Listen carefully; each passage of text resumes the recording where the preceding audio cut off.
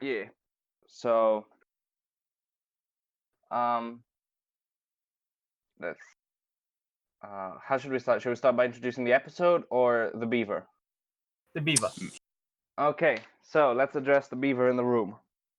I had to make the pun. It wasn't a good pun. They never are. So, we have a bit of an announcement to make. We have a new member of the Natural History Central podcast. This is the first video that he's joining us for, obviously, and it is Beaver. Hello all. Yeah.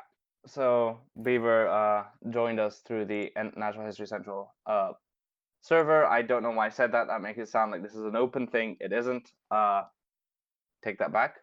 But yeah, basically we're expanding. No, we're not. We just replaced someone. I'm trying how to hype this up, but I can't. So yes, we have Beaver, who will be joining us now as a regular. Yes, Armin, I can hear his disapproving silence at my terrible introduction. Nah, but it's yeah. fine. No, I approved completely. Hooray. Sorry, I was looking something up real quick, but I think I'll be Okay, needlessly this lost. is going great. You can all post in podcast image channel, I assume. Yeah. I can not. Oh Well, yes, I I locked it. can. I It says- did it. No, I locked it after the shenanigans, which will be revealed in next week's episode. Oh boy. Yeah, we've done. Okay, yeah, it's next week's episode. I had to do them. Yeah, we've done a bit of a timey-wimey with this one because we recorded the next episode before this one. Yeah. But basically, now let's Yeah. we're in this episode, so let's talk about this one. So for Yes. today's episode, we are looking at a recently released American documentary. Now, obviously, just big disclaimer here, this is obviously going to be spoilers. We didn't have that disclaimer for Last Day of the Dinosaurs because, well, that one came out in 2010. But this one has come out a decade ago, so kind of pointless at this point. Yeah, this one has come out like a little bit over a week ago, at the time that we're releasing this video. The documentary in question is When Whales Walked, Journeys Through Deep Time. Interesting title, I'll say. Very interesting because it makes it sound like it'll be about the evolution of whales. Which it isn't. But yes. It's something we're going to discuss in more detail. Yeah. One last thing to know is that it's just going to be Armin, myself, and Beaver? Yes, and Beaver, sorry. I was just being messaged by Yo-Yo saying that he can't make it, so that's a shame. Okay, yeah. So, yeah. Let's do this. Let's just, we'll start by analyzing the documentary in chronological order. But before we do, shall we just air our feelings? Armin and I are the only ones who have actually seen this. Beaver has not yet watched it. Neither has most of the rest of the podcast crew. So Philo watched it. He liked it. A shame that he can't join. Yeah. Kalamakaw has watched the first hour. So that is to say the first 2 segments. Because it's split into 4 segments. And it's a 2-hour documentary. Yay. 2 hours. Yes. 1 hour, 50 minutes to be exact. But those 1 hour, 54 minutes to be really exact. Okay. I've been one-upped by Akaro once more. Yes. But Yo-Yo hasn't seen it, and Sassy probably didn't either, because it doesn't have dinosaurs, so he doesn't really care. Yeah. Yep. Now, Armin and I, our thoughts are not nearly as positive as Philo's are. I did not like it. I have very mixed opinions on it. I wouldn't say it's bad per se. No. Certainly a disappointment and a lot of stuff they could have done a lot better. But yes. Yeah. I don't want to get more detailed. I did not have high hopes, I'm going to say this, but it still managed to be a little bit underwhelming even then. But while I had high hopes for it. Yeah, as a lot of people did. A lot of people Right. did, like on the NHC server especially, and other servers as well. Like Rexy. Yep. Yeah, Rexy's Paleo-media server. I was Rexy gonna say quite... I won't name any names, but okay. Okay, well, you took the decision from me. Okay. But yeah, a lot of excitement for it. Armin being an example of that.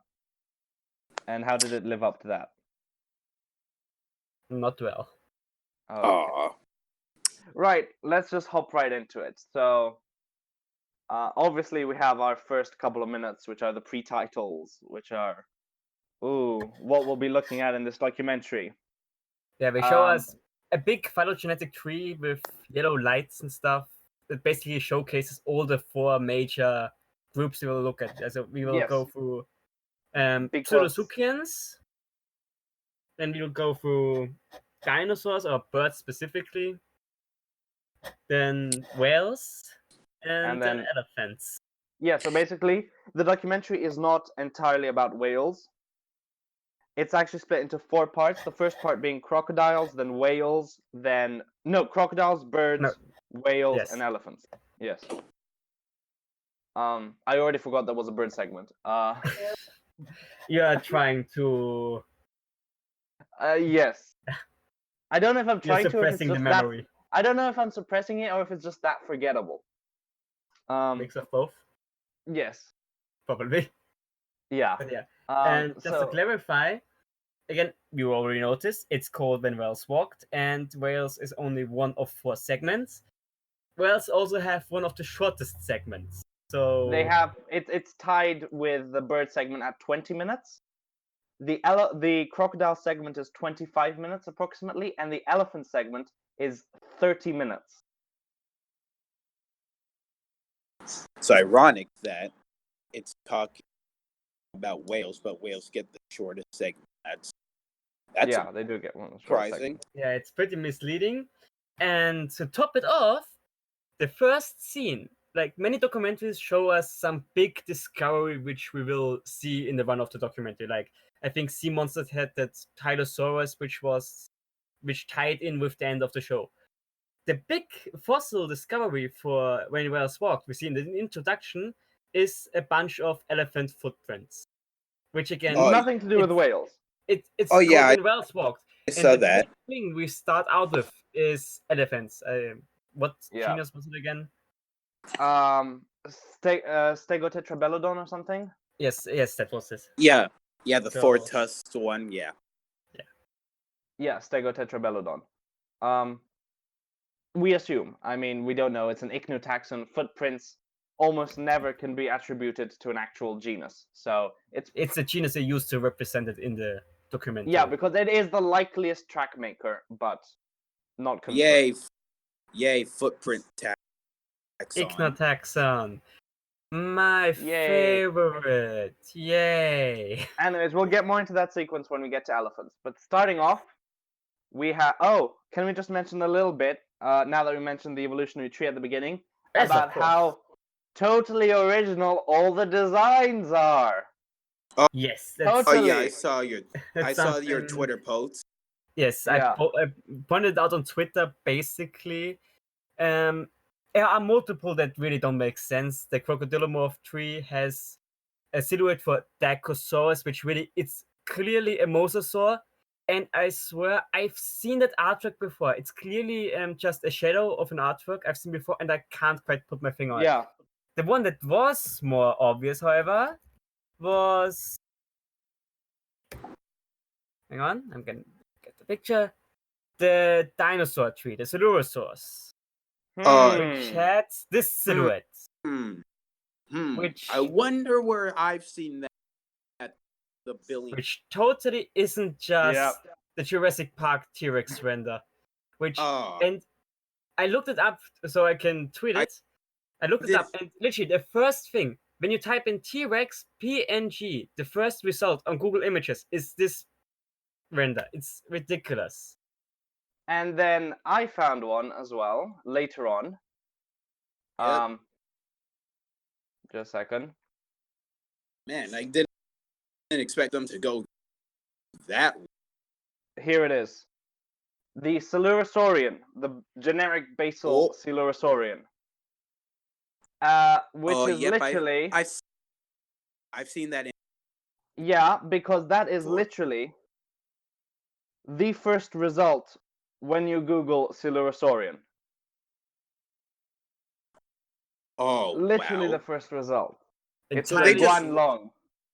entirely dinosaur.fandom.com. Fantastic source Yes. as well. So they literally just like ripped something straight off Literally the from first Google Google. results, yes. And I checked in the credits, there's like no mention of like special thanks to Universal or anything like that. So So that's like stealing, basically. Basically, yes. unless they like credited like the exact author of that PNG art, which even then maybe should credit Universal. Yeah, it's some sketch, behind the so to scenes speak. still, but I doubt that really that they had like, oh yeah. Yeah. I've had someone in my mentions basically comment that it might have been like some underpaid intern or something that had to put it together, which I could imagine, but still like quality control somebody. I mean, I was 2 minutes in, saw that T-Rex, which as you can see, it was fairly early on, so it wasn't the highest quality, and I could immediately tell it's a T-Rex from Jurassic Park. It was so obvious, like somebody should have caught it. Like Jesus. Basically, yeah. Anyway, so that's the intro, and shall we start? Got that tension out of the way, so yeah. Armin, do you want to yes, let's lead start. with the crocodile segment, your area of expertise? The crocodile segment, or crocodilomorph of Pseudosuchian, they use the term basically for everything, which I'm not going to complain too much. I myself think that that croc as a short form can't just be used for anything in crocodilomorpha. Might be unpopular opinion, but yeah, just basically we have the evolution in speech marks of crocodiles, which doesn't mean much because despite the entire concept of the show being based on evolution, we don't really get much of an idea how crocodiles evolved. There's nothing about the origin of crocodiles. Yes, we kind of get a glimpse into the diversity, I suppose. We first start out with a really recent species, or genus in fact, from Madagascar, and that was the thing I was trying to look up because not sure how to pronounce the genus name. Voay. I think it's Voay. It's Voay. So basically the horned crocodile. Yes, because the documentary. The documentary just calls it the horned crocodile of Madagascar, so I couldn't get the pronunciation from that one. Yeah. And it also felt needlessly complicated to just add of Madagascar. Like horned crocodile would have been enough, I think. Considering that its distinctive trait, yes. Yes. It's like each time we refer to it, it's like the horned crocodile of Madagascar. The horned again, it's tedious. Anyways, I mean, it's an interesting genus in itself, so I like it. The only problem I have, we have several problems with it. One being, of course, they show a skull being found in an underwater cave. Nothing wrong with that. Just kind of nitpicky, I suppose, but it was it was so obviously staged that it kind of took you out of it. Like, often scenes are dig sites and finding fossils, but this one was just so. It was like a stone pillar underwater with the skull perfectly placed on top of it, and it just. And to add to that, the woman, the woman who was involved, the scientist involved, she's narrating it in the past tense, so it's obvious it's already happened. It's really off-putting. It's just a nitpick. I'm not gonna fault it too much for it. It's just distracting a little bit. Speaking of distracting, I mean, should we bring up the narrator right now or later? Yes, might as well get the narrator done. Get as well. The narrator was sleep-inducing. I'm not sure if the goal was the narrator had this weird, soothing, soft voice. It felt half like he was trying to put us to sleep, and half like he was falling asleep himself. Yeah. It was really weird. Hard to I've heard a lot of people like be displeased with the general awesome bro nature of narrators in American shows. Like they'll always like have a very deep, epic voice, so to speak. They'll Oh, always look out! Oh, yes. And but this they one was the couldn't complete believe what they opposite. found next. And all, But they couldn't believe what they found next. Yeah, this one was very the complete. opposite. It was. It was the complete antithesis to this. Antithesis. Yeah. Yeah, now I got it. Antithesis to Yeah. that. It was just really boring. It hard to sit through. Wow. Anyways, now that we're done with Voe, because that's pretty much all that Voe Yeah, gets. it's always it's a weird thing. As I said, I like the genus, but I'm not sure why we chose it. I mean, We they do bring it have up an image. later on, but they do nothing with it. It's a horned crocodile, but really they just find the skull, then they talk. Oh, it might have been driven to extinction by Nile crocodiles, which is debatable at best. Oh, it's very debatable, and yeah. I mean, I've heard people argue that the Nile crocodile only really managed to come in after it went extinct. Yeah. Do you want to Point share is, a picture? Do you want to share the reconstruction of Voe? Yeah, I want to Because see this. Yes, bad share boy. reconstruction. Send it. Yeah. Are you doing it, Armin? Yes, I'm. Okay. Here we go.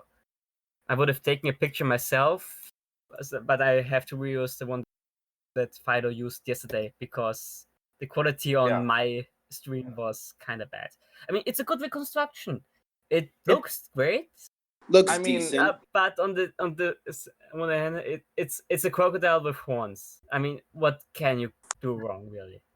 Yeah. So, true. there's just one thing to mention: the majority of genera in this documentary, this is the only recreation they get, which is a sort of still image that the camera Some are slowly 3D pans models, around, some are straight up making it just look a bit 3D. paintings. Yeah, it's very rare to get an actual model that's animated. You only get, I believe, 4 in the entire show. Yeah, one basically for each group we go through. Oh wow, that's a shame. Yeah. So most of the documentary is on. just field research and talking with scientists. So as I said, I keep losing the point. The thing I think is disappointing because one thing you could do is basically clear up the whole misconception of crocodiles stayed the same all this time. We kind of try to aim at that with the genera from the Cretaceous. Yeah. But bringing it's a crocodilian, obviously, but it's a basic semi-aquatic, big-bodied Nile crocodile kind of body type. When I think they could have easily gone with something more unique. I mean, it's an older genus. Voe was from the Holocene, while the one I'm going to bring up is from the late Pleistocene, but it's still fairly recent. Quincana. Oh, Quincana, yeah. Yes. From Australia, which is a Mekosuchian, which which are themselves fascinating animals, which basically lived in that sort of area, Fiji and New Caledonia, Australia. And it was late Pleistocene, so alongside the Australian megafauna, megalania, and that kind of stuff. And it basically was a terrestrial predator. It was a proper modern crocodilian, but it was terrestrial, which I think would have been a great chance to show that even within modern crocodilians, there's a big diversity in terms of what ecological niches were taken. Because when you think of terrestrial crocodiles or pseudosuchians, you think either of notosuchians or of much older Triassic Varissuchians, Ethosaurs, and that kind of stuff. So showing Pleistocene crocodilian but terrestrial would have been a great way to show that they are in fact changing all the time. Instead, we just went with another generic semi-aquatic crocodilian, which is a shame. You have a fair point. I agree.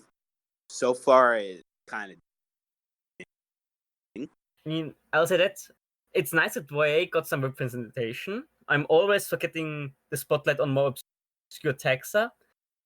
Just given the idea of evolution in certain groups, it feels like a missed opportunity. But I'm already I'm talking about this one. We're putting way more attention on this than they ever did. So let's move on. Next segment is we start out Holocene and then we take a massive jump back in the Jurassic, which was a big time for pseudosuchians. I mean, we had rarisuchians, we had as terrestrial predators, we had aetosaurs, which were like in ecology were early ankylosaurs. They had plates, they had armor, they had spikes, some genera. They didn't have tail clubs, but they're like the Jurassic equivalent to nodosaurs and that kind of stuff. Yeah. And we see two genera from the USA, one being a Poposaurid. Oh, I'm not yeah. sure if it was Poposaurid Poposaurus. as the genus. It is or Poposaurus. just- It is. Okay. It is Poposaurus, yeah. And a much smaller one, Sphenosuchian, which is unnamed. just unnamed. Yes, it's just nicknamed sorry. Tofu. And basically, this one, it's an interesting idea again, which shows that at least in the Jurassic there was a lot of diversity.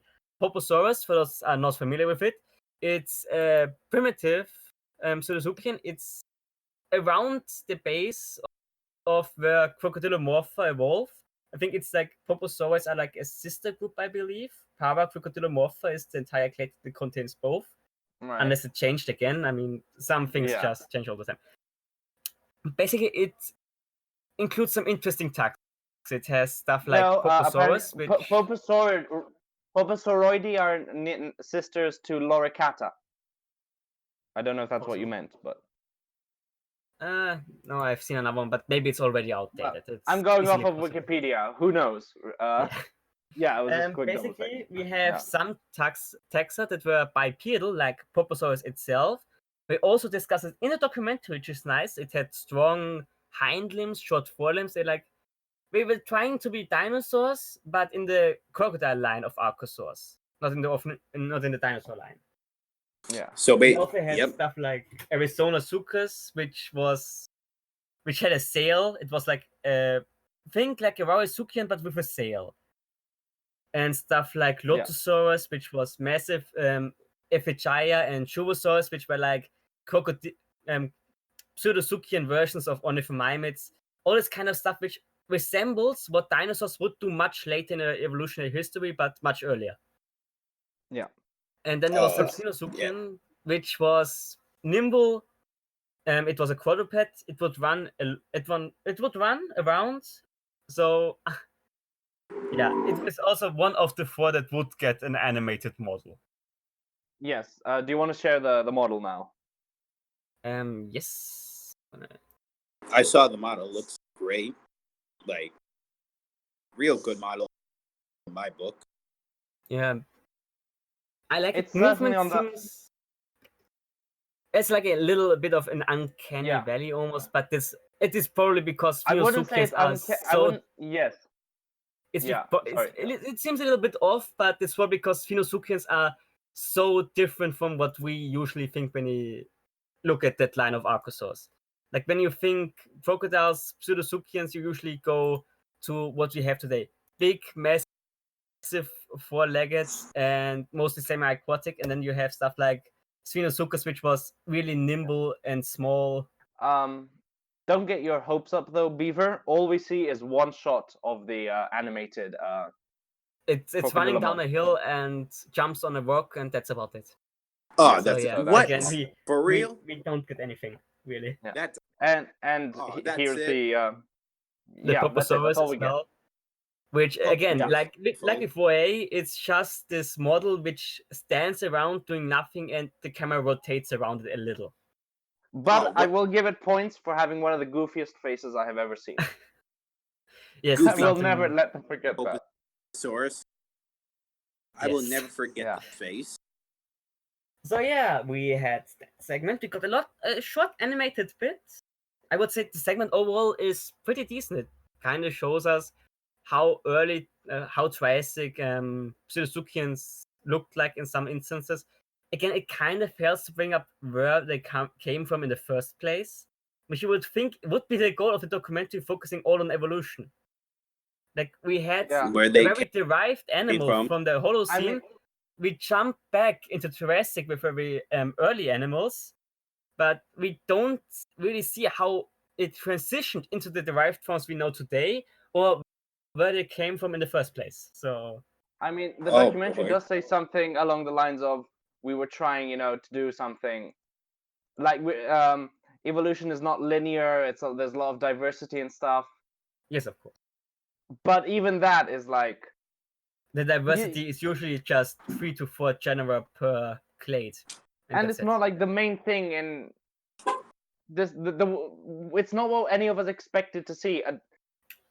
You should have made it clear if that was the approach. Just do a documentary about the diversity of these genera, but you're also marketing it as the evolution of the entire group, which is bigger than just the diversity of genera.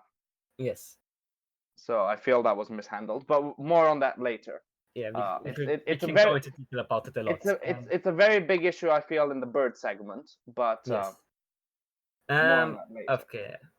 We had our North American Triassic animals. We then take a jump to the, Patagonia, South America, of course, in a formation that shows us fossils from the Cretaceous, which again, it's just interesting idea.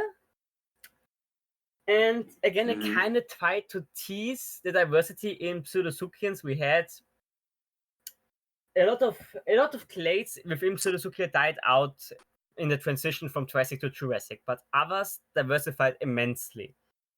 And the trailer teased a shadow basically of a Decosaurus, and you also clearly see and the Sarcosuchus. Did the Sarcosuchus appear in the trailer? Yes, it was, I believe. I must have missed it. I only saw the Decosaurus. And we also even see Sarcosuchus and Decosaurus in the phylogenetic tree at the beginning. Well, basically, Decosaurus representing Phylletosuchians, Sarcosuchus representing Pholidosaurs, and generic Notosuchians representing Notosuchians. They all just appear as shadows. We see the guys walking over a hill, the shadow of them walking over a hill, and there's just this weird 2D animation style Decosaurus flopping around, then disappearing. Then there's another shadow, again 2D animated, obviously, of Sarcosuchus diving under again, and suddenly two Notosaurus also jumping away. Notosuchians.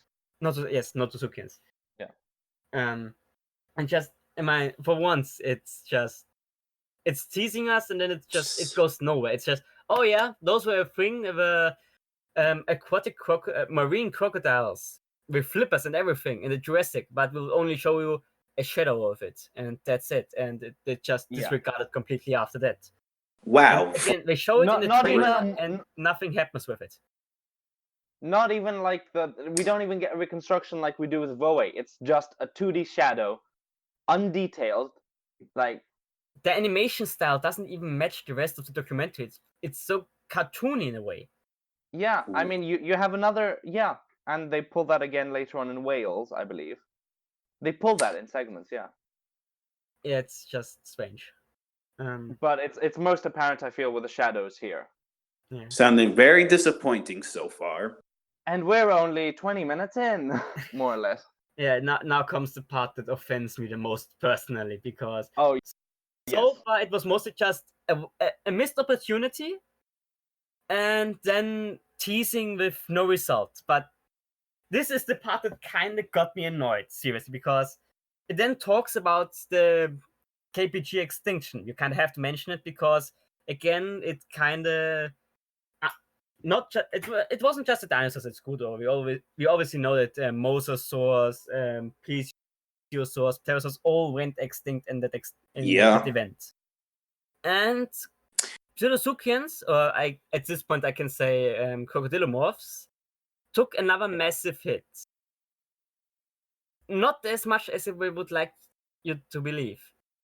I mean, it was drastic for them, but the scientist in this part basically states that all the crocs, so he doesn't even specify crocodilians, he just says crocs, which has been used in the same sense as pseudosuchian in this entire doc so far. So he just said they all had common traits with each other. They were all semi-aquatic, they were all freshwater animals, they were all carnivores, which at least that part is true. Yeah, and they all survived. Those survived, those are but the there ones. were no marine and no terrestrial pseudosuchians that survived, which is straight up false.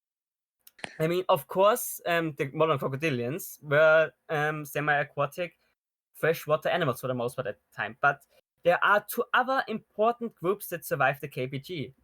One of those being Dirosaurs, which were Tephisuchians, so around Sarcosuchus more than modern crocodiles, which survived KPG and lived until the Eocene, I think, which were for a large part marine animals, marine crocodilomorphs that survived the massive extinction. We have genera that have been found before and after the impact. Didn't Brachychampspa survive into the Paleocene, early Paleocene? Yes, but Brachychampspa was. Yeah, but Brachychampspa was semi-aquatic, wasn't it? It is the semi-aquatic one. We're talking now about the ones that the documentary tries to convince you didn't survive and just straight up lies to you. Yeah, I figured they lied about that. It's basically what they said. Those survived. They frame it. They outright state that only the semi-aquatic freshwater animals survived. As I said, dinosaurs survived despite being marine animals. And okay, that's one thing. Another thing is, like I said, terrestrial crocodilians, not crocodilians, but terrestrial crocodilomorphs didn't survive. Again, that's straight up wrong. That's horribly wrong. I mean, dinosaurs survived until the Eocene, approximately. It's like fairly early on, it died out again. However, notosuchians, specifically sebecosuchians, survived until the mid-Miocene. They were terrestrial predators in South America, and they were survived top until predators. the Miocene, meaning they were top into predators the Cenozoic era. Yeah, they were top predators. They were really big deals as well, and the documentary just glosses over them. No, it doesn't gloss over them. It tells you they did not survive. Which is so now they're just straight up lying. Yes, they are. Yes. What a shame. Like, I mean, stuff like Pristicampsus or Clinocranids, Borevisuchus, and that kind of stuff, that can be ignored because those arose in the Cenozoic. It didn't exist prior to that. They weren't Mesozoic animals that survived. They evolved into that niche independently after the extinction. But notosuchians lived prior to the extinction and survived it and continued being terrestrial predators. Yeah. Yep. So yeah, that really annoyed me because it's just straight up false. Again, Miocene, that's well into the Cenozoic era. It's that we then go back to Voyer for a short minute. Again, we do nothing with it. And with that, we end the Crocodilomorph, the Pseudosuchian segment of the documentary. Which brings us to the bird segment, which is Akaro's specialty. Oh boy. Okay, so the bird segment starts out kind of decently. I mean, it starts out from a science standpoint in the sense that it starts out by discussing not the evolution of the genera, but how science learned that birds were dinosaurs. So instead of charting the actual evolution, it charts how science changed its mind, which again has nothing to do with evolution. But anyway, it starts out with mentioning Archaeopteryx. Should I post a picture? Yes, if you could, thanks. Yes. Here it is. It's basically that. Now the actual effect in show is that I believe, if I remember correctly, there's an orange line that sort of forms over the silhouette and then it just fades in or something. It's basically a photo manipulated crow. It's a crow. I think we probably used a little bit of a starling as well for the body, probably. Yeah.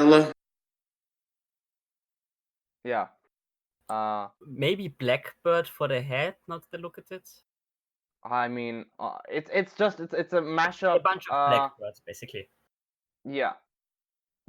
Black birds, not blackbirds. Yes. A bunch of birds with black feathering. Yes. So really, that's a bit of a disappointment. But they just gloss over Archaeopteryx, really. Then they zoom off to talking about, the actual proof that was needed to show that dinosaurs evolved into birds, which was that they needed to find a dinosaur with a wishbone. Interesting stuff. Nothing to do with how they actually evolved, so it completely misses the mark so far. But shame. we arrive to John Ostrom, and rather obviously a discussion of John Ostrom's work by, I believe, Gautier. I'm correct in that, Armin, aren't I? I think so. Yes. Yes. I don't think it So was. Gautier is discussing Ostrom and his discovery of Deinonychus. Here we go. And then, so they discuss Deinonychus and the wishbone, and then they cut to a CGI reconstruction of Deinonychus. Armin, do you want to do the honors? Yes, I'm gonna do it. Horrible. Oh boy, it's terrible. I mean, the feathers are all just poorly textured, simple shapes pasted on top of the model. There's very stark contrast between the layers. The feathers in the wing, there's no connection between either of them. Like in motion, they all just ruffle and move independently, which is really awkward. You'll notice it has really long feathers up to its armpit, so the feathers actually extend high beyond its back when moving. It's really unnatural when it runs. This feeling of just stick feathers on it and it fits. And yes, not going really bird-like, smooth plumage. This is the. I'm sorry, but I will call out the visual effects team that worked on it. It's Jellyfish Pictures, who did Planet Dinosaur and Dinosaur Britain. That's two of their biggest accomplishments.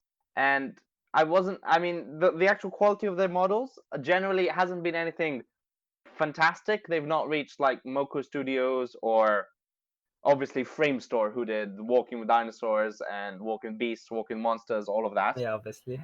But like, I was expecting something of like average quality, and this was just it's incredible. It's not good if the ARC model that was recently revealed of the same dinosaur actually looks better. Yeah. Like, I'm sorry, but even ARC did a better job at showing the wing. Yes, this is an indie video game, and they actually have a much better Deinonychus. It's an indie video game known for completely butchering prehistoric animals. Yet somehow the Deinonychus is better than the one in the documentary, which is... You messed up when ARC did better than you can.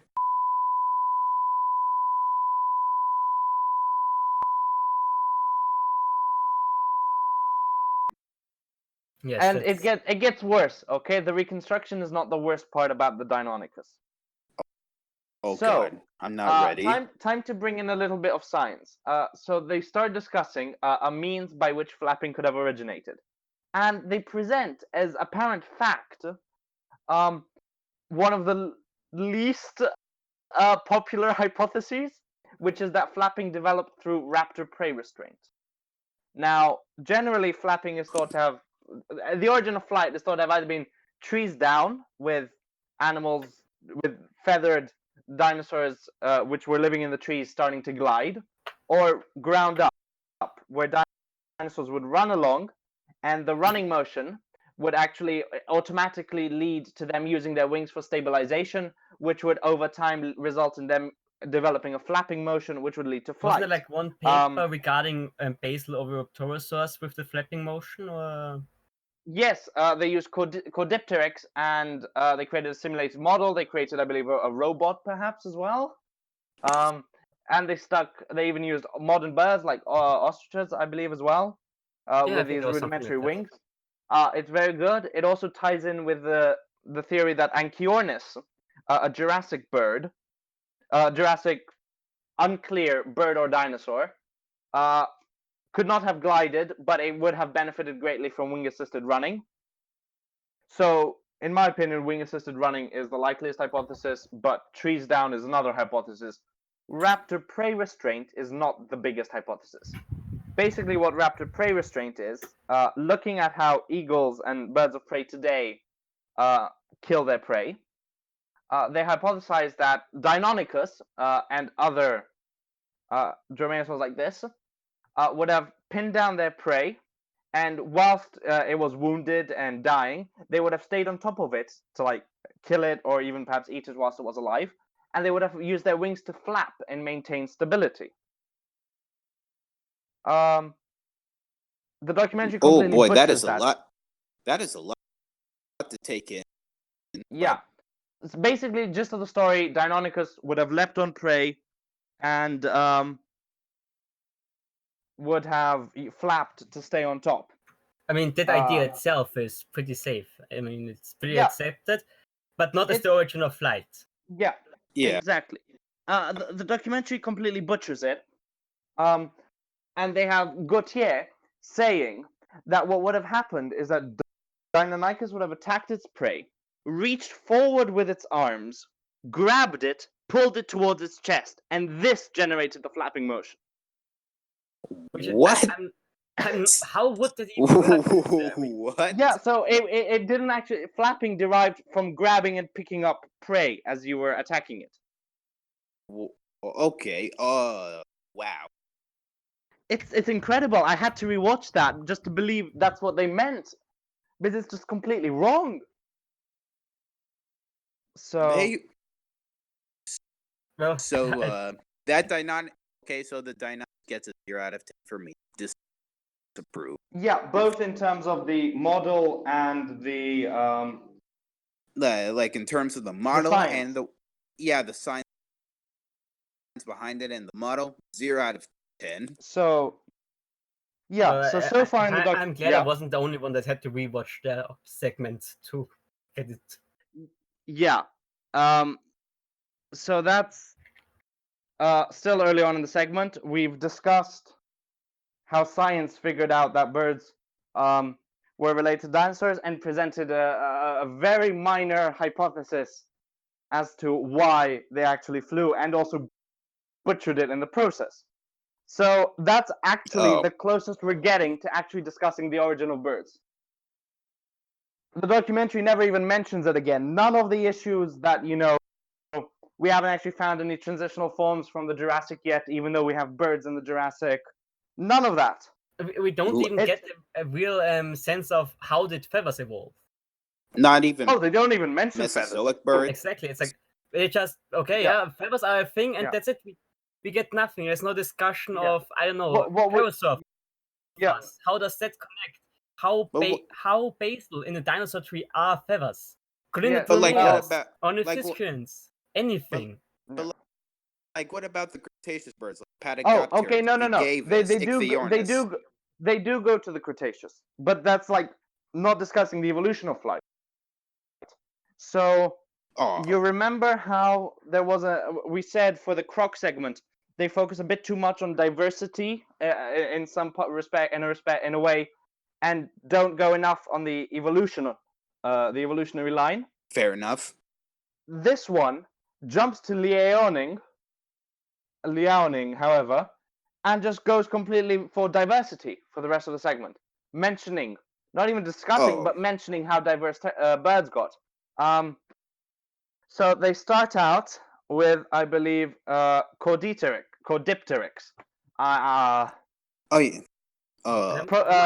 Paleontologist.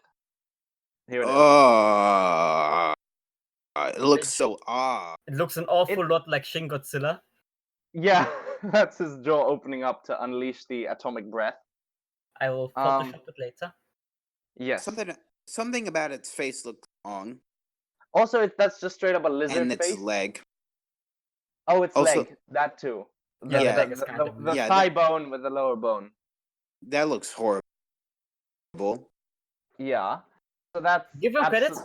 At least it has 2 fingers, which originally when we first saw the picture we thought was a mistake, but we did some more research and did find out that Caudipteryx did in fact only have 2 pronounced fingers. Visible. The third one being, 2 visible fingers, yeah. The third one being just really rudimentary.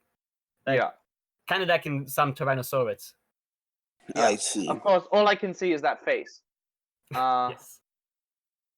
So that's Caudipteryx. That's pretty. They don't even discuss the 2 fingers. They don't discuss how feathers would have worked on it. They just Show mentioned, us oh the look, picture and move Caudipteryx. on. It's not even a bird, so it has no bearing. That's it. Then they bring up a couple of other genera. I honestly don't remember what order it was in, so Armin, if you want to just put the photos in here one by one. Yes, I have. Thank you. Wait, okay. Oh, thank God. The link to the picture has the genus name in it. Jeholornis? Oh, yeah. Yes. I mean, it's this one nice artwork, I think. The tail Looks fan, like the fan of feathers, on its ass is actually scientifically accurate. I believe. According to Philo, yeah.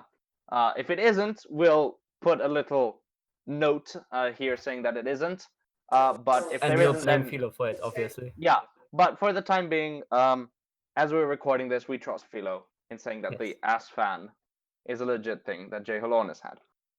Nothing too special about this, nothing too bad about it either. And then the third one is Confucianis, which is actually pretty decent in my opinion. I like it. I'm a fan. Easily the best one. Yeah. Do we have another one? I notice all the birds I could notice. Really? So, wow. So. Okay. Yeah. We also get a shot. We also get a shot of Caudipteryx, of a flock of Caudipteryx flying across the what is it? Across the sky, and it's shot from the forest. And they must have liked it so much because they show it twice. But that's all we get. I must have missed that one. No, Philo didn't share. Yeah, it's average at best. And that's it for birds. Then they mention how the meteorite impact affected birds, in that only a couple of groups survived, and then there's a segment where they use DNA from, I guess, modern birds. I don't know. They just pull it out of their asses. Sorry for being crude, but they just go, "Oh look, DNA! Whapa! Now we know that 5 types of birds survived, and these diversified into modern birds." There's no explanation of how. There's no explanation of what birds they analyzed. It's just magic. They just do it. Yeah. And that's it, really. There, bird segment completely done. We learn nothing about the origin of birds, and we just see a bunch of birds in Cretaceous China. Well, that's a real shame. So far, it's not looking good for this documentary. It was the shortest segment, but just by a minute, at 20 minutes. Then we have the second shortest segment, which is whales at 21 minutes.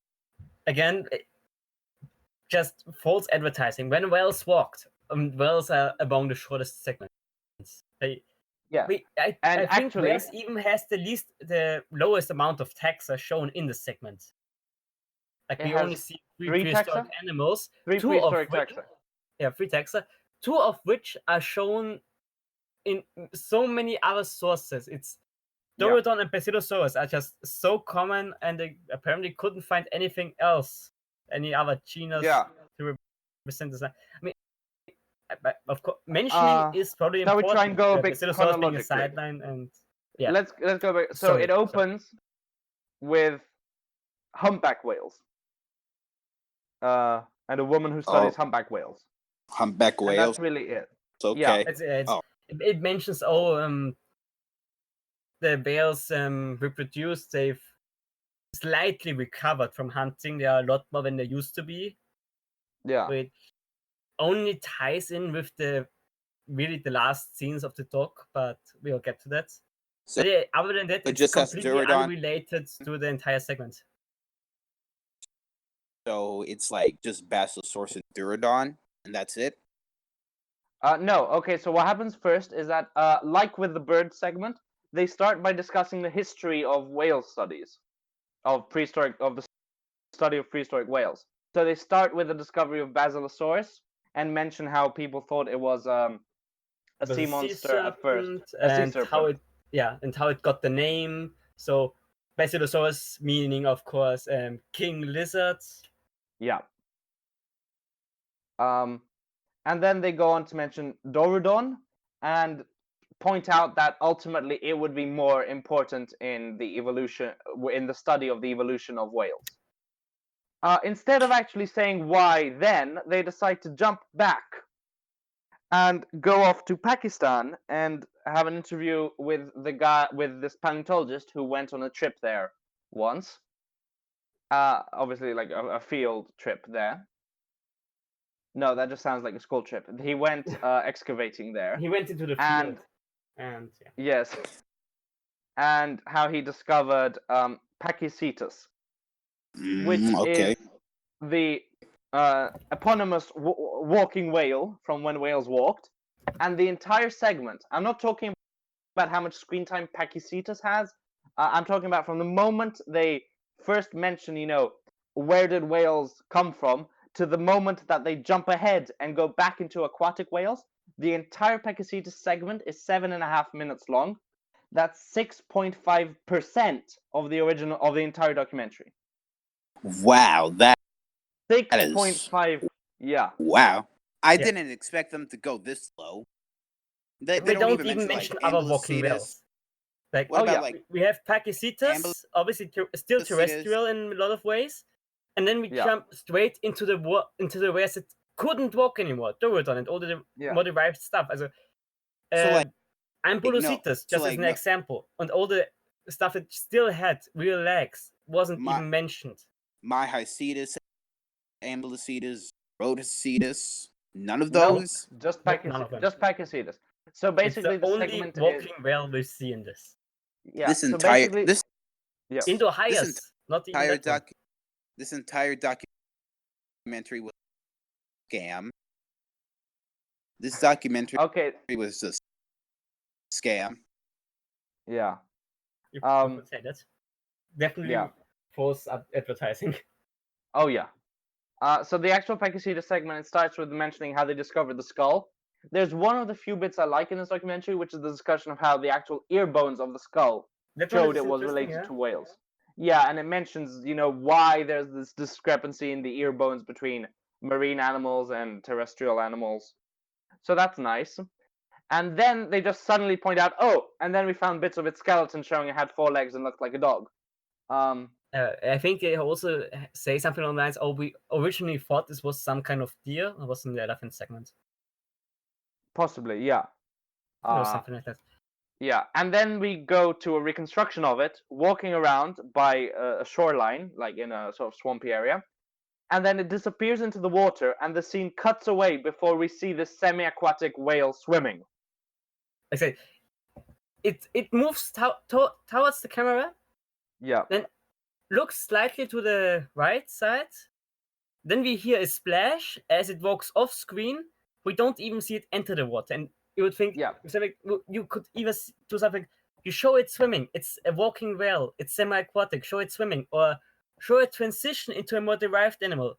Like go over the more derived ones, and maybe or transition straight to one of the stuff like Dorodon. But they don't. They just splash and cut the scene to footage of a desert. Yes. And then they talk a bit more, and then we get an animated segment again where it's the outline of a whale of Pachycetus transforming into a whale. Think Walking with Monsters evolutions, but with no budget. YouTube version of Walking with Monsters. Basically, yes. The pivot animated. No. Yes. Not that bad, but yeah, it's really odd. It's 2D animated like a kid's, not even like a good kids animated thing. Paleo World, but worse. Yes. God, that's an accurate description of this documentary. That is scarily accurate. Oh God, yes. I didn't even think about it, but yes. So yeah, and then we just cut back to Dorodon and mention that actually Dorodon was the ancestor of most modern whales. Basilocetus didn't actually leave any descendants, and it was just Basilosaurus was an offshoot. Yes, Basilosaurus was an offshoot that and its family went nowhere, but Dorodon belonged to the family that would become so few tags in this segment that you just start making up your own. own. I start making them up, yeah. And that's Oh, yeah. it. Oh, and then they cut back to like the present, and there's one nice shot of a whale. Yeah, they don't even mention, like, there's so much still to mention. Whales are such weird creatures. They could have done macropredatory sperm whales, Leviathan, Brickwill Visitor. Leviathan, it's actually, because Leviathan can be copyrighted by the... Okay. Okay, not Oh, they copyrighted. really but should have I mean, added Leviathan. Yeah, Oh, they okay, should have added Fair Leviathan. warning, we don't even get a mention of Megalodon. That Everyone is was good. saying, it's Yeah. good, yes, but everyone was like, oh, how did whales get so big? I bet they're gonna bring a Megalodon. They didn't. Yeah. Okay, well, they didn't have to bring They didn't have to bring it either in. way. They don't even acknowledge it, and yeah.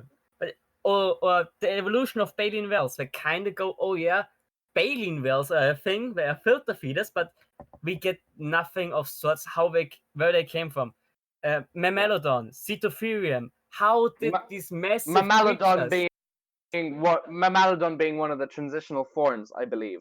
Correct me if I'm wrong. It's really at the base. I think it's Okay. already a baleen whale, but really basal, like one of the most basal ones in the group. I saw a skull and it's got teeth, from what I can It tell. still has teeth, which is interesting.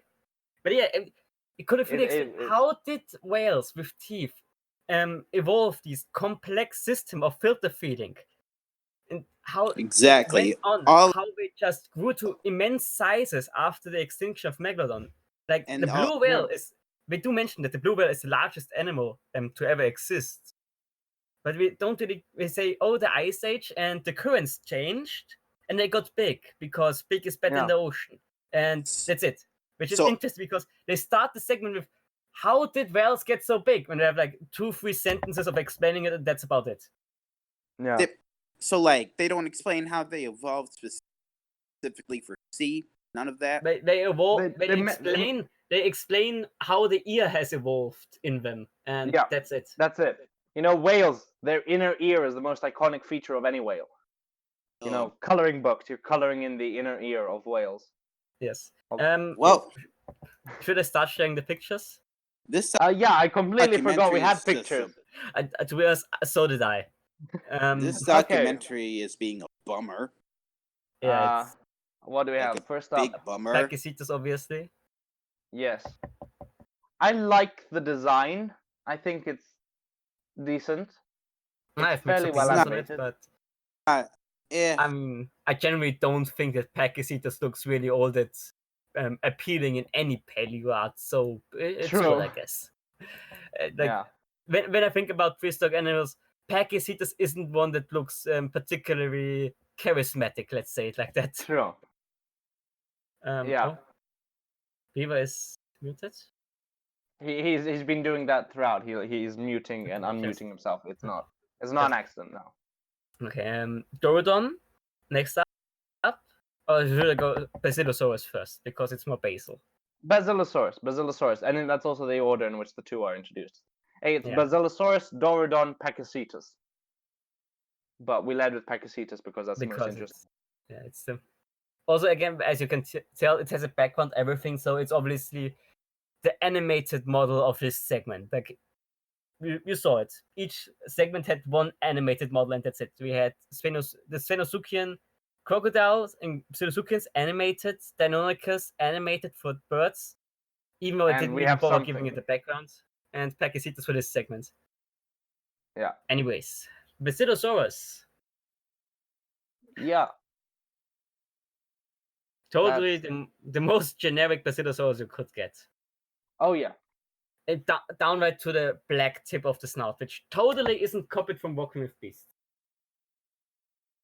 Yeah. Then we have the I slightly prefer the Dorodon, personally. Yeah, so do I. Also, the arms. Oh, also the arms and the tail as well. But the arms especially. The arms are so strange, like... I mean, I guess Basilosaurus definitely lifts. Not sure how that works underwater, but it does. And with no fingers. Yeah, God, those arms are so weird. It's like... Hey, look, I've seen this Basilosaurus reconstruction for the 100th time already. Yeah, okay, those arms are like the... Next one. I like those tiktaalik.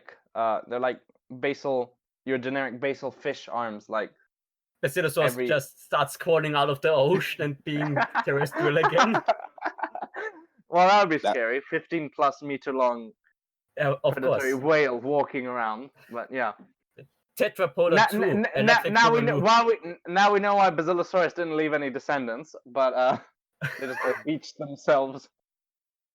What paleontologists didn't want to tell you. Okay. Yeah. We are learning more from this documentary than I thought we would. And all from a single image.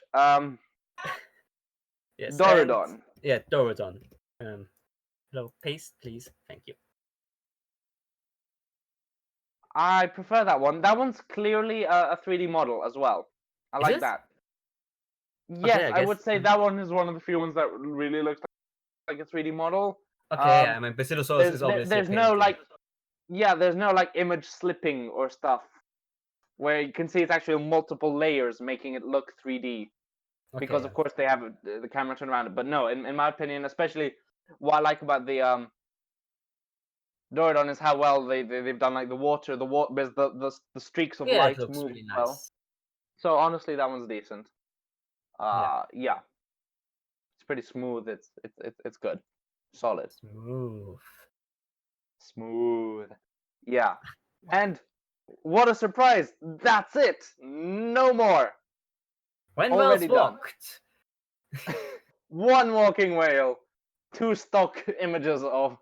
Okay, not stock, but yeah, stock designs of classic early whales. It's we get really no micropredatory sperm whales, no baleen whales except for modern ones.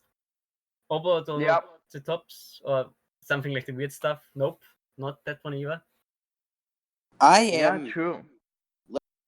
Let's just say I am disappointed, very disappointed. I would and say. You should still check it out. Maybe you find more enjoyment in it than we did. Definitely. Because I mean, Philo liked it, so it must be Philo something. liked it. Yeah, it has got an endorsement from one of the NHC podcast members. Yeah, and it has an endorsement by one of the people who actually didn't join. By the two other people who saw it, completely rip it apart. Yeah. A little bit one-sided, I admit. True, but yeah, and there's just so much missed potential in this. Yeah, but you gotta get to that. Yeah, onwards to the last and longest. Oh wait, and just to wrap it up, this one concludes, I believe, with more humpback whales. Probably, if I remember correctly. Yeah, makes sense. Anyways, moving on to the longest and last segment. Well, last unless you count the mini segment at the end. But the last of the evolution segments. So. Yeah, the last of the evolution segments, which is elephants at 30 minutes long. That's longer than an episode of. Conclusion to the fossil tracks we set up earlier, which which comes at the important part about when whales walk, and which comes at the end of this segment. It's not even the centerpiece of the segment, really. Yeah. Though it is the best piece of this bit of the segment, but there's not much competition. So the segment starts out in Africa with modern elephants and this woman who's leading this sort of conservation, protection, awareness program in Kenya, I believe. I want to say Kenya. Yes. So yeah, with the elephants, it's decent. How long does it take though? I think it lasts like 5 minutes or something. It takes a long time to finally get to the point, like even longer than the whale segment. Yeah. It takes 4 minutes before it even mentions that elephants had a lineage. Just anything. And then they go off to Turkana Basin, also in Africa. And they start discussing the science team that are over there. And then they delve into a big discussion about the environment of the Turkana Basin in whenever, Miocene, Pliocene, whenever. It's very long, very extensive, and nothing to do with elephants so far. We find more. We find out more about the area than we do about the actual primitive elephants. Yeah. So yes, they mentioned the environment. They mentioned the weather that was like wet. It was swampy or something. And then they mentioned, and there were elephants here too, like Dinotherium and what was the other one? Amebelodons or something. I believe. Something. Some shovel face. They mentioned Dinotherium and an Amebelodont that were living together in the area, and Dinotherium was more along the coastline or something, the edge of the waters. I don't care. It's early elephants. We get a couple of still images. That's it. We get the names of 2 very primitive elephants, like rabbit size. Yeah. Yes. Then it goes on to the actual evolution of elephants, which is told entirely with the help of the skulls only. So we go off to the Natural History Museum in Paris. I believe that's the one. Yeah. It was definitely Paris, yes. The guy was speaking French, and that was the only reason I was interested in that segment. I'm gonna be basic, yes. So he speaks my language. Representation. Point is, the most interesting part of this would have been the rabbit-sized elephant ancestors. We don't get to see them. Yeah, they just mentioned the skull of these ones that were found in Morocco. Phosphotherium and Erytherium, I believe. Erytherium, yes. Erytherium I'm gonna share a picture here by Giulio Lacerda, because nice. At least you won't be disappointed. We didn't get to see him in the documentary, so you get to see him in the podcast. Oh, nice. Yeah, we are keeping our. Very nice. We aim to be less of a disappointment when Wells walked. Yeah, so that's not Phosphotherium, the one they mentioned, but that would have been something similar, I believe. Something along that line. Yeah, and that is Erytherium, which they mention and do not depict, and would have been rabbit-sized, but no, none of that. God. On that note, Lacerda himself said he wants to change the depiction of it to look more like what the size would imply. Okay. He himself, I think on Twitter, he said that he himself feels like, after looking at the size again, he feels like he made it too elephant-like at this point. Yeah, too much like, Moeritherium and stuff like that, the basal elephant, proboscideans. Yeah. Now, what happens next? I don't remember. Is that it? Then they mentioned something about like how tusks evolved, and we get another 2D animation. Yeah, we get a basic idea. Which teeth did the tusk evolve from? The incisors. And how it got longer. They don't bother giving us an explanation what they were used for. We aren't like, we had. They helped with eating. With tusks bending down and gomphospheres with shovel tusks. No, they got longer, and then we jump to big long tusks like in modern elephants. Yeah, and the trunk was there to reach out beyond the tusk and help them grab food. So I don't know. The trunk was a little bit. They spent more time on the trunk, I think. Yeah. Well, no, they spent time on the trunk in modern elephants about how tactile it is and how they can like pick up a penny with it and stuff. Okay. Yeah. And then we go to the footprints, I believe. Yeah, I think so. So, yeah, we're off in the desert somewhere in Africa. Abu Dhabi. Abu Dhabi, that's it. There's also been a discussion, I think, at this point about how they spread out of Africa. Yes, yes, I should mention it. Prior to that, they have a short little segment about how elephants basically aided human evolution. So, I'll be honest. After the spread, yeah. No, that's before it. Oh, okay. It starts as they aided human evolution. I don't really care for anthropology, so I have no idea if that's correct or if there's a bonkers hypothesis that they dug up from somewhere. So, basically just said, elephants basically, they removed trees, they expanded the savanna, which profited our bipedal ancestors, the Australopithecus. I think we see Australopithecus. We see a reconstruction of Australopithecus sign, yeah. I'm going to be honest, I blanked out in that segment. Yeah, I think we mentioned Lucy specifically, something. Possibly, yeah. Yeah. To be honest, I kind of blanked on that as well. I remember it went on about how when left Africa over Arabia, and at that point I wasn't quite sure if we were talking about humans or about elephants until I got to the track side. that was elephants. Yeah. Yeah. Yeah, I realized that was I got to the track elephants. side. Yeah. So yeah, they talk about how elephants left, and then they get to the track site at last. That bit from the opening that has nothing to do with whales, and yet has been the most apparent thing in this documentary. They talk about how they found this track site that was footprints. They talk about how they sent like a drone up or something, took pictures from the air, realized it was actually a herd, found out the age of the individuals of the herd, how they found there was a track of a lone male bachelor that had either come before or after, and then they go on to talk about how this other guy was brought in and how he realized it, the same thing that they've already explained. They also go a lot into the social construct of elephants, aunts, mothers, juveniles. Yeah. And then how they live in groups. Yeah, and then we get our off the backside, obviously with color highlights. Yeah, it's a decent track site, and it's kind of impressive. It's well filmed in the documentary. Yes, definitely. Yeah, and then we get our life reconstruction of like our CGI animated reconstruction. Do you want to share the picture, or shall I?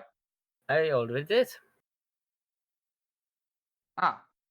Yes, that's the lone male coming in, and here's the other shot, because we also get to see the herd in its entirety. So what they're actually doing is they're just walking along the footprints. There's no attempt at recreating the environment. But honestly, it's my favorite sequence because it's the only time we get more than one clip of these animals. In that all of the other times, it's just one uninterrupted shot that goes on like less than 10 seconds. And this time we actually get, I believe, 3 shots, which is incredible. You get a nice animation of the baby elephant there running in.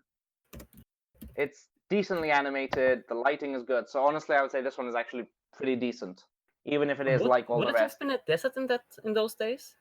No, I think this is just them walking through the modern one. Okay. If that's the point, then okay. Yeah. No. They mentioned earlier that it would have been like a bit more savanna-ish, wetter, and that it was after rains. Yeah. So no, it's honestly decent. I mean, seeing them walk around in the modern day is much better than that Deinonychus, which is just walking in an empty void of nothingness. Void, yes. And then like leaps and attacks the camera or something. Yeah, it attacks the camera and bites at it. And the elephant segment pretty much concludes there. We have one more bit in the present day about how the trunks were really cool and how their tusks are slowly shrinking due to human hunting. What I do like is that they do actually manage to kind of tie in the footprints with their evolution, about showing how the family dynamic was present early on and may even have helped elephants survive and evolve. But yeah, that more or less concludes the elephant segment, and we come on to the last Should I post other pictures to Dinotherium? Oh yes, of course, we have those. See, I already forgot about those. Again. Yes. First of all, we have Mastodon. Paleo-mastodon, yeah. I didn't see the P in the link. Aleo-mastodon. No, it's Paleo-mastodon. Okay, yeah, that makes more sense actually. Yeah.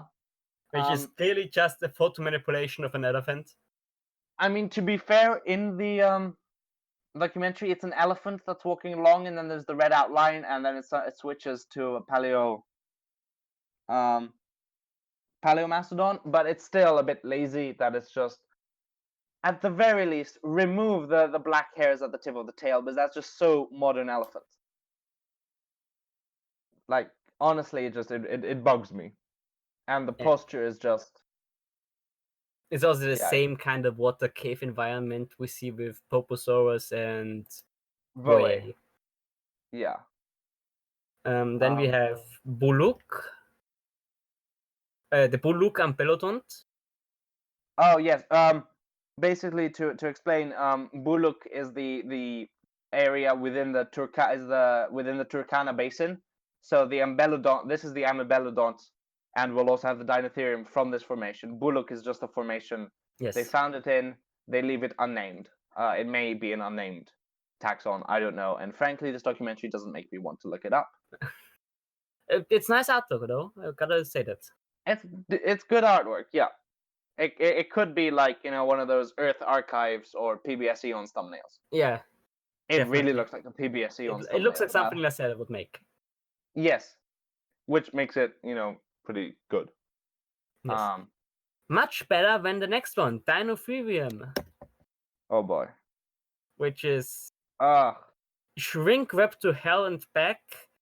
It's elongated for some reason, and Very I have long, no much idea longer what's than the going real on thing. with its ass. I also have no idea what's going on with the fenestra on the skull. I mean, that's the T-Rex levels of shrink wrapping right there. It's insane. It's really butchered. Yeah, poor thing. Yeah. That's screaming out in pain. So yeah, that's it. That's all we get. We do also get one shot. We get one shot of like the same Ampelodont image and Dinotherium image copy pasted along the shoreline, if I remember correctly. We get a mammoth, I think. We do get a mammoth. I just couldn't be bothered to screenshot that. I could have probably, but the quality on my Rabbit stream was kind of bad. I could have, but then I was like, I can't really. It's just a very, very shaggy it's a mammoth elephant. again. I mean, you know what? I'll post it in here. I'll post it here for you guys. Make of that what you will. It's not particularly great. Oh boy! Armin? I don't. Oh, Beaver's back. Yes. Okay, Beaver's back. Want to give any opinions on the 3-4 elephants we see above? Oh, okay. Right. You again. Well, no. I just had to quickly do quick. Anyway, I say that Paleomastodon, it's fine.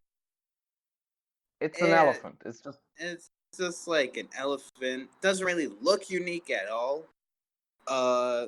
That Ampelodont, it's interesting. I mean, I don't really see a major problem with it. No, it's a good art piece, I would say. Yeah. Yeah, it looks decent. But oh man, that dinosaur. It's just horrible. The back looks messed up and everything. Hang on. Look at its forelimbs. It's like. Oh yeah, forelimbs. At the elbow. Horrible. Look at the elbow. I don't know if that's supposed to be the elbow or the loose skin. Oh, because I think I could see a hint of it, but whatever it is. Look how they massacred our boy. Look how they massacred my boy. And what about the Stegotetrabelodon, which is an awesome name now that I've learned how to pronounce it. Yes, the name is quite cool, to be honest. Yeah. It looks... Actually, I love it. Probably the best model. Yeah. Of the animated ones, for sure. I would say. For sure, yeah. Looks beautiful. So overall, Stegotetrabelodon and the Ampelodon, they look pretty good. But I cannot say the same for that Paleomastodon and Dinotherium.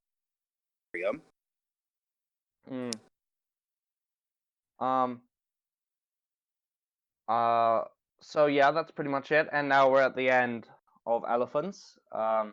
Just to recap for you, Beaver. Nothing too special. Lots of missed opportunities again. Of course, yeah. Like not using other like species, different genuses. Yeah, I know all that. Not even showing us the really basal small stuff. No, yeah, not reconstructing those two Erytherium, the rabbit-sized one, which sucks. But anyways, we've dwelled enough of it. This is already quite a long episode as it is. So let's move on to the final 10-minute, more or less, like 5-10 minute segment called the Anthropocene. The Anthropocene. Okay. Yeah. To give them credit, they do mention that it's only some scientists using this term to describe the modern part of the Holocene, like the last couple of centuries. Yes, centuries? No, millennia. The last couple of millennia are the Anthropocene. I think the atomic bomb is often used as a signal word. Oh, I mean, atomic bomb or industrial revolution, one of these, I think. Yeah, one of the two. So Anthropocene, it's basically a really quick fire. They didn't really delve into too much. They mention they start out with crocodiles, how in like the 1960s and 70s or something, they were really on the brink of destruction, but then conservation efforts helped, especially in Australia. They say basically the exact same thing for humpbacks, that they were in danger 1969, 1970. They also say with birds are doing fairly well. Some have adapted, but don't know everything. Yeah, they try to make it sound like we're really destructive towards birds, but I don't think they come across very well. Because we have thousands of bird species. Some have even adapted to us. But I guess some are endangered. I think. Yeah. And elephants, moving on to whales. Yeah, whales. Yeah, and then they do whales. Yeah, well, always. Then after birds, there was the whales with the humpbacks and all that. Then we have elephants, which is poaching, obviously, and the effects it has had. Reduction of the tusks. And then cut to a really big male elephant. I think. What's he called?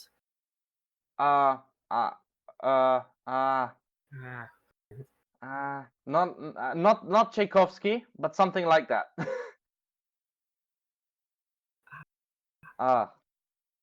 If we don't remember it, we'll be putting his name on the screen now. Yeah. Wait, Tolstoy. Yes. Tolstoy. Same thing. Tchaikovsky, Tolstoy, same thing. Yes. Yeah. Yeah, so they have Tolstoy, the giant elephant, and that's how it ends. It doesn't end with whales. Yep. This documentary was a scam, like I said. Yeah, the last shot of the documentary is about an elephant, and then it cuts to another tree of life, reminding us of all of the stolen designs. And like the Mosasaur Dacosaurus and the JP Rex. Yeah. and the Wikia Silurosaur. Yes. And it's not by Wiki, it's I believe DK Books, I believe. Yeah, but the first source that has it is Wikia, so it probably stole it from the main source, probably. And then, fade away on the tree of life, and that's it. And thus ends our incredibly underwhelming journey through deep time. 2 hours. It really felt like you went through deep time with this one. It definitely did. We had to take breaks. I finished it. I finished the elephant segment actually this morning. I watched the previous part last night. Wait, let me try and describe this documentary. How you guys. So basically, this documentary is like 2 hours of wasted effort. It's got a couple of decent bits, but most of it is just wasted and boring and really weird. I would say it's very oddly paced. It's odd choices, a very odd approach, like with birds and just focusing on Liaoning, which has nothing to do with evolution. It was the diversification after evolution. Almost none of these taxa actually made it past KPG.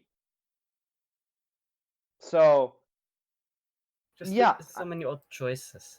Yes, Voe. The usage of Voe was weird. I mean, the whales one is terrestrial and herbivorous and omnivorous crocodiles, crocodilomorphs. They do nothing. They show a shadow of it, casually mention they existed, and that's it. And then claim that all of them went extinct in the KPG. Honestly, the whale segment is the least weird one, but I think that's also because it's just so short. It's so short. It's so generic almost. It's the same thing we have heard over and over again. Yeah. I mean, except for the ear part. The ear part was actually interesting. Yeah, the ear part was nice. I would like to just point out that there is another documentary that's done a very similar approach to what this did by focusing on the evolution of different genera, but of different families, but did it very differently. This documentary is by National Geographic, and it's just called Evolutions. It's 3 episodes, so automatically one thing much better than what this did. It did not try and cram it into 2 hours. It's 3 40, 50-minute episodes, each episode focusing on a different group. The first episode is about the evolution of birds, and it's been a while since I watched this documentary. But I actually want to rewatch it after having seen this, because from what I remember, it did it much put it better. on the list and watch it together at some point. Yeah, I mean, there's 3 episodes, but I'll just do a quick rundown. Now, the first episode is about the evolution of birds. So I believe, if I remember correctly, it starts out with the evolution of dinosaurs, which is a very good place to start out. It then talks about how dinosaurs evolved and like diversified and stuff, using Monolophosaurus and Mamenchisaurus as an example. Odd choice, but not bad.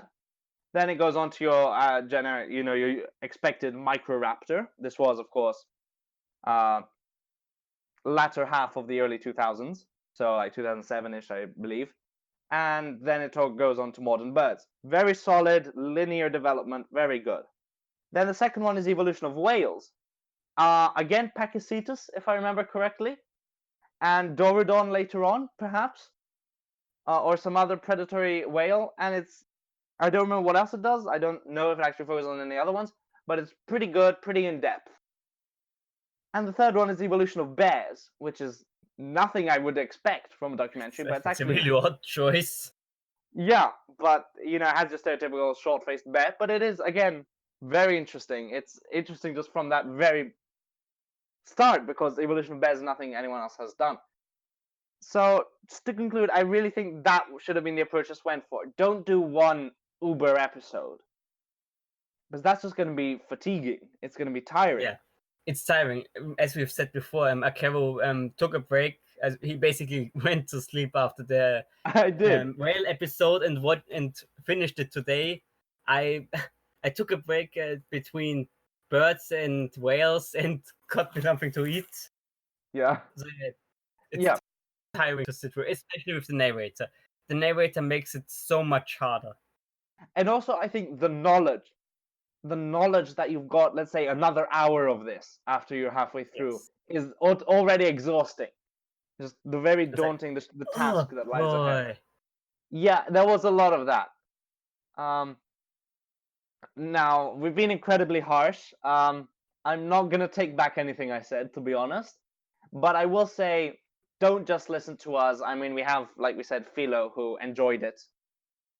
Yeah, so do watch it for yourself. It's currently on the PBS site. We'll link it in the description below. It's available for anyone in the US. So, yeah.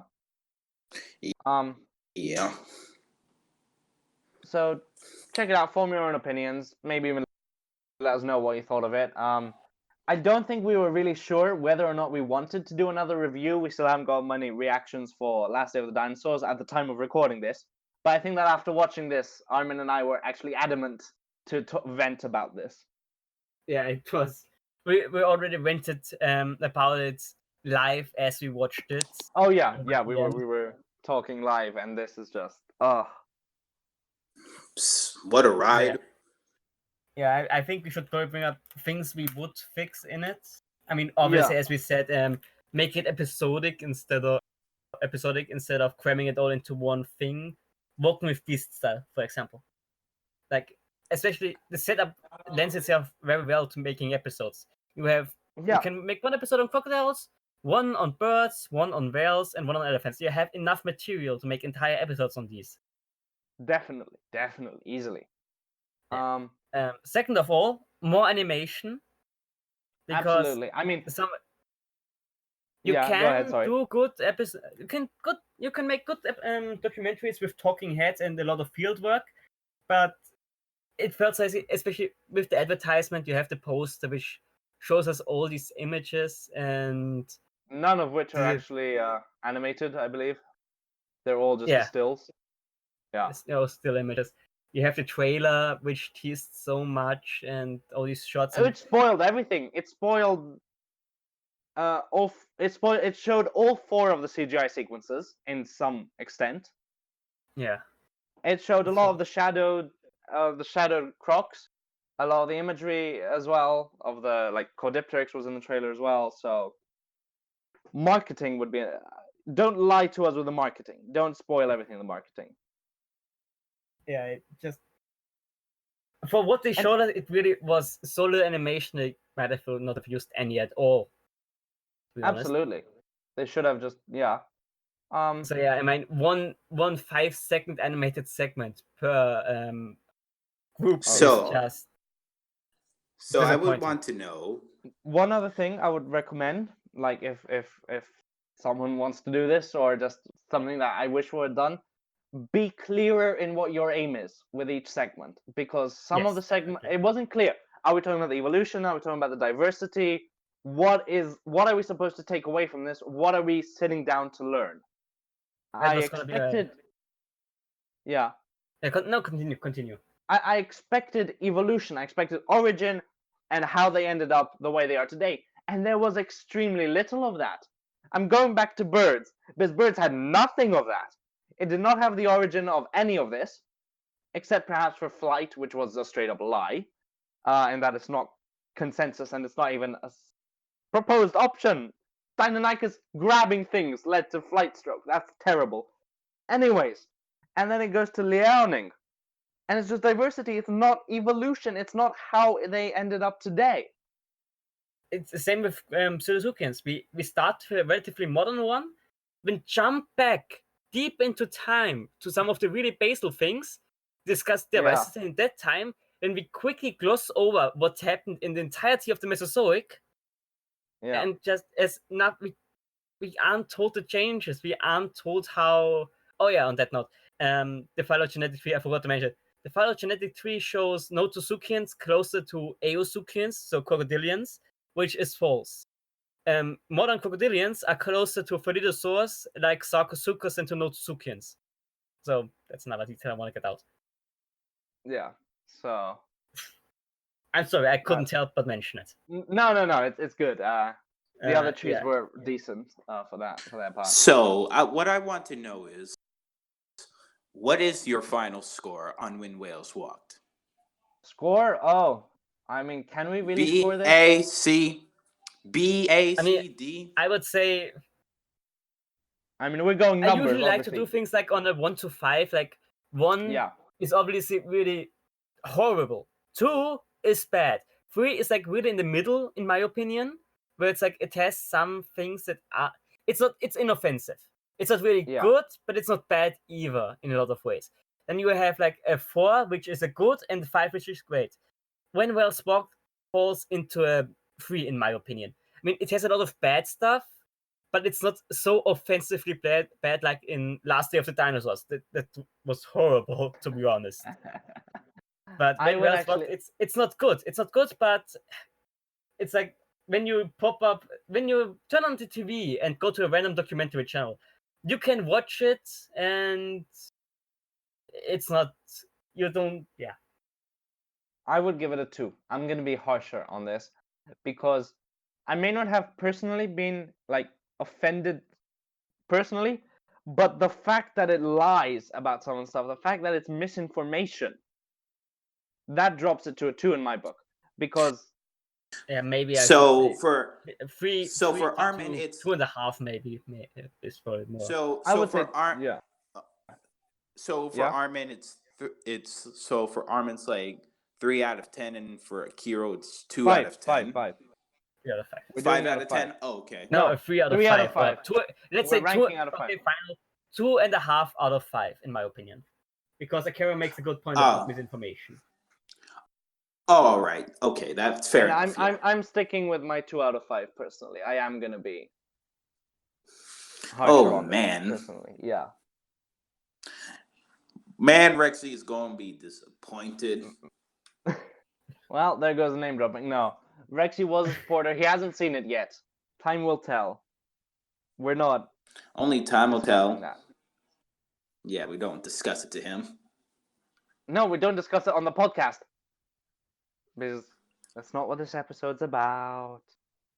Okay. Yeah, So this was Beaver's first and last episode. He broke the one rule of the... No, I'm kidding. We already have an extra recording. I know. Yeah. No, I joke. Or does he? Dun, Yeah. Dun, dun. You guys are.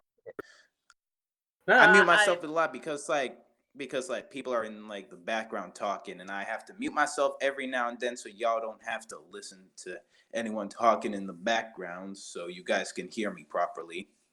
So that's why I'm muting myself a lot.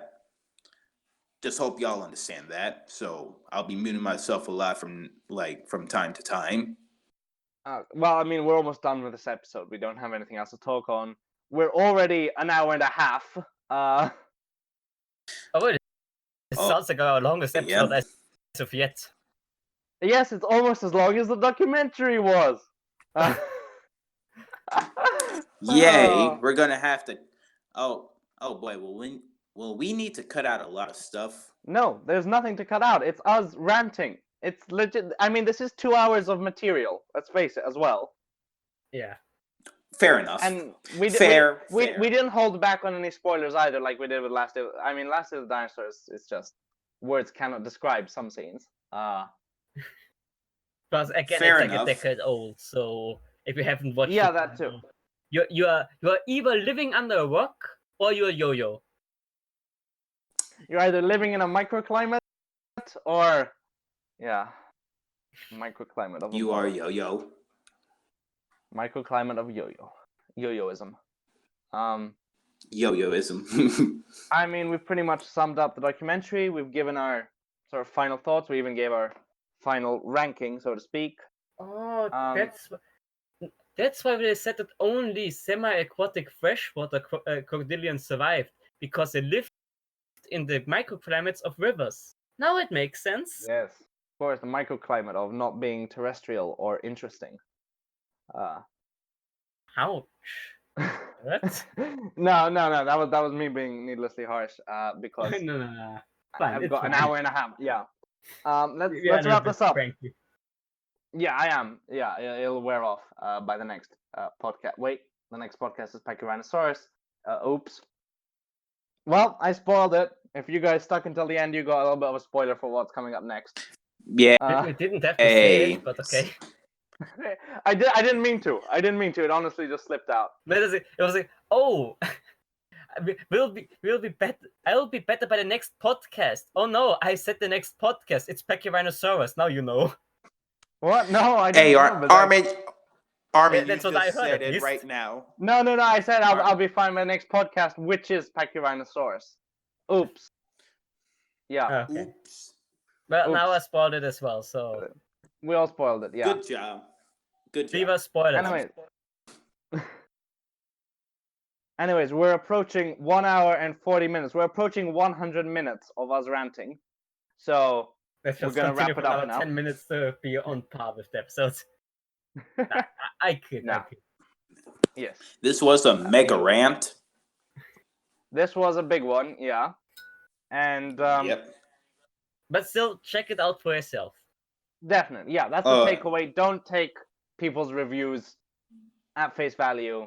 They can often be misleading, and people can and do disagree, especially with this particular documentary. So check it out. Yeah. Link in the description. We've repeated ourselves quite a few times, so this is going to be goodbye from us, and we'll see you in the next video. I wonder what that could be.